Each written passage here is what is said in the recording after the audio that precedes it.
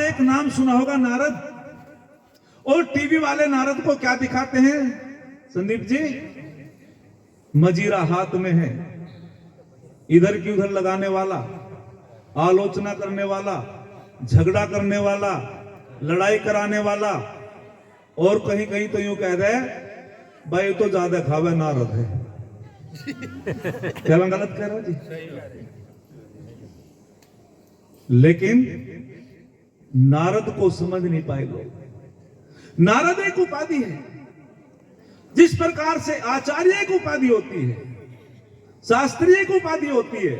कोई मेरे से पूछे कि तुम्हारे पिताजी कौन थे? मेरे पिताजी तो इंग्लिश के विद्वान थे, गन्ना समिति में नौकरी करते थे। उनका कोई संस्कृत से आर्य समाज से लेना देना नहीं था। वे क्लर्क थे और मैं भी क्लर्क होना चाहिए था यदि वो पिताजी के व्रत को धारण करता। ये उपाधि होती है। ब्राह्मण भी एक उपाधि होती है, शंकाओं का समाधान। ब्राह्मण किसे कहते हैं? जो शास्त्रों को जानता है, ब्रह्म की प्राप्ति करता है, साक्षात्कार करता है, वो ब्राह्मण है। हर व्यक्ति ब्राह्मण है। ये मस्तिष्क हमारा ब्राह्मण है, हाथों से हम क्षत्रिय है, पेट हमारा वैश्य है, पैर हमारे शूद्र हैं। जिस जिस व्यक्ति में जो वेद पढ़ता है, पढ़ाता है, यज्ञ करता है, कराता है, दान लेता है, देता है, जिसके अंदर ये लक्षण है, मुखिया जी वो ब्राह्मण है। जिसके घर में वेद है, वेद का अध्ययन करता है, साधना करता है। और जिसके जो वेदों को नहीं जानता है, शूद्र वर्ण का व्यक्ति भी ब्राह्मण हो सकता है। और ब्राह्मण कुल में उत्पन्न हुआ व्यक्ति यदि पढ़ा लिखा नहीं, वो शूद्र हो सकता है। आईएएस अधिकारी कौन से वर्ण में आएगा? बोलो, ब्राह्मण वर्ण में। क्या शूद्रों के बच्चे आईएएस अधिकारी नहीं है? क्या जाटों के बच्चे आईएएस अधिकारी नहीं है? क्या गुजरों के बच्चे आईएएस अधिकारी नहीं? वे ब्राह्मण ही तो है। ए ग्रेड का अफसर जो आता है वो ब्राह्मण वर्ण में आता है। क्या वहां यूं पूछा जाता है तू गुजर है? वहां यूं पूछा जाता है कि तू हरिजन है? वहां यूं पूछा जाता है तू जाट है, त्यागी है? वहां तो योग्यता देखी जाती है। और जो योग्यता को हासिल कर लेता है वो आईएएस अधिकारी बन जाता है। जो साधना में परिपक्व होता है वही ब्राह्मण बन जाता है, वही साधक बन जाता है। उसी के अंदर ये गुण होते हैं। तो मैं आपके बीच में बता रहा था, नारद भी एक उपाधि है। नारद किसे कहते हैं? जो वेदों की नादों को बजाने वाला था, जो वेदज्ञ था, जो वेदों का प्रकांड पंडित था, चरित्रवान था। और याद रखना, संसार के अंदर ऋषि बहुत हुए, महर्षि बहुत हुए, राजऋषि बहुत हुए, ब्रह्म ऋषि हुए, लेकिन संसार के अंदर देव ऋषि केवल 2 हुए। कौन कौन हुए? या तो देव ऋषि की उपाधि नारद को मिली, या देव ऋषि की उपाधि बृहस्पति को मिली। और वो देव ऋषि नारद कितना बड़ा विद्वान, जिसकी मजाक ली जाती है और हम जो है कोई प्रतिक्रिया नहीं करते हैं। पता ऋषि किसे कहते हैं? ऋष्यति गच्छति प्राप्नोति जानाति वास ऋषि। अर्थात जो परमात्मा का साक्षात्कार कर लेता हो।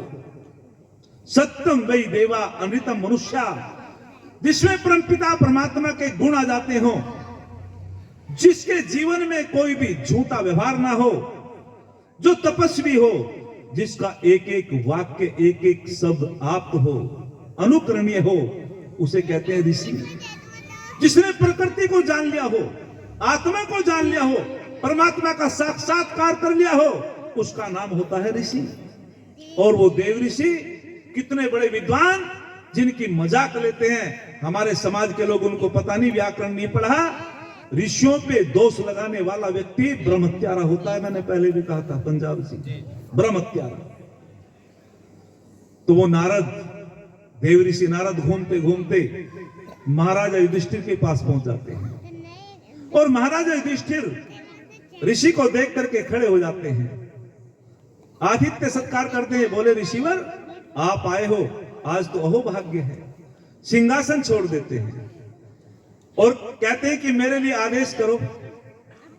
महाराज युधिष्ठिर जब बार बार निवेदन करते हैं तो देव ऋषि नारद कहते हैं, मैं तो आ गया भ्रमण करता हुआ, और मेरे मन में आया कि राजा का हाल चाल पूछ लूं, राजा कैसे है। आज तो हम व्यवहार भानु नाम की पुस्तक नहीं पढ़ते, हमने एक शब्द रटाया है बस हमारे पास, कौन सा? यदि कोई सन्यासी आ जाए और सुनाओ स्वामी जी आपके हाल चाल क्या है। कोई पढ़ने वाला ब्रह्मचारी आ जाए उससे भी पूछेंगे सुनाओ तुम्हारा क्या हाल चाल है। कोई आचार्य आ जाए उससे भी पूछेंगे सुनाओ तुम्हारा क्या हाल चाल है। कोई किसान आ जाए उससे भी पूछेंगे सुनाओ तुम्हारा क्या हाल चाल है। लेकिन हमारे ऋषि जैसा जैसा जो व्यक्ति होता था उसके पात्र की योग्यता को देख करके उनसे जो है वार्तालाप करता था, ऐसे नहीं पूछता था और सुनाओ तुम्हारे क्या हाल चाल है। यदि कोई ब्रह्मचारी आ जाए तो उससे पूछो बेटा तुम्हारी दिनचर्या ठीक चल रही है, क्या तुम प्रातःकाल 4 बजे उठते हो, क्या तुम विद्यालय से आकर के अध्ययन करते हो, क्या तुम जो हो रात्रि में अपना जो भी विद्यालय का काम दिया गया है उसको पूरा करते हो, क्या माता पिता के चरण वंदन करते हो, क्या अपने गुरु की आज्ञाओं का पालन करते हो। इस प्रकार की बात हमको पूछनी चाहिए। बस हम क्या पूछते हैं और सुना भाई मिंटू तेरा क्या हाल चाल है, अरे ठीक है सबका हाल चाल, तो यही तो पूछते हैं और क्या है। और यदि कोई किसान आ जाए उससे पूछो तुम्हारी खेती बाड़ी ठीक चल रही भाई, फसल ठीक है। यदि कोई सन्यासी आ जाए जो हमारे स्वामी जी बैठे हैं उनसे पूछो स्वामी जी आपकी साधना ठीक चल रही है नहीं चल रही। और स्वामी जी की परीक्षा भी लो, 4 बजे उठ करके ध्यान में बैठते भी या नहीं। कोई बाधा तो नहीं है, हम गृहस्थी हैं स्वामी जी हम आपका क्या सहयोग करें बोलो। तो स्वामी जी को कोई समस्या होगी तो वो भी गृहस्थी लोगों का ही धर्म बनता है कि हम तुम्हारी सेवा करेंगे, सन्यासी पूजने होता है।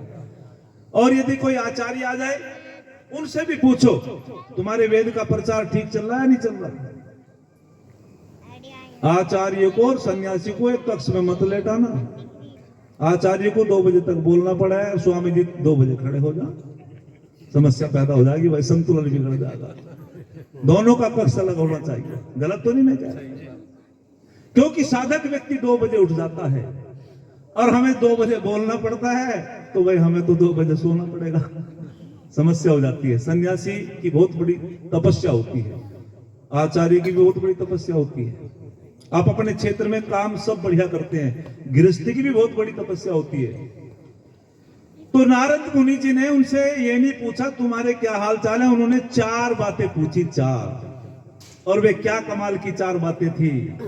उन्होंने पूछा हे राजन मैं पूछना चाहता हूं कश्चिते सफल वेदः कश्चिते धनम सफलम कश्चिते दारा सफल कश्चिते श्रुतम सफलम।